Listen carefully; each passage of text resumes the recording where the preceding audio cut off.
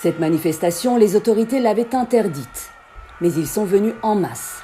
Sur la place de l'Indépendance à Bamako, une foule compacte, des milliers et des milliers de personnes.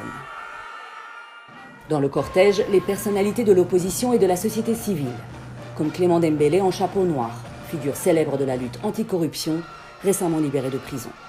Ou encore le cinéaste Cheikh Oumar Sissoko, ancien ministre de la Culture et l'un des organisateurs du rassemblement. Le pays va très très mal et rien ne va. La constitution est violée, l'argent est détourné dans l'impunité. Les gens sont tués.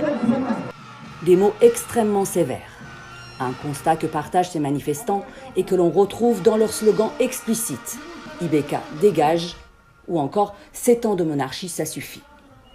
Ce rassemblement répond à l'appel de 3 partis, dont le mouvement Espoir Malikoura de Cheikh Oumar Sissoko et la coordination des mouvements, associations et sympathisants de l'imam Mahmoud Dicko, le cinéaste et l'imam wahhabite, une alliance comme on n'en voit qu'en politique lorsque les intérêts convergent.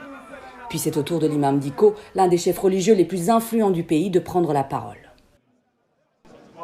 Je répète encore, comme il n'aime pas l'ultimatum, il n'écoute personne en plus, parce qu'il s'en fout.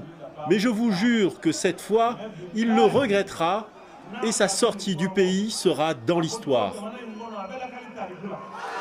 Une charge violente contre le président du pays, Ibrahim Boubacar Keïta, et qui pourrait faire trembler le pouvoir malien. Par voie de communiqué, la coalition vient de lancer un ultimatum au chef de l'État pour exiger sa démission au plus vite.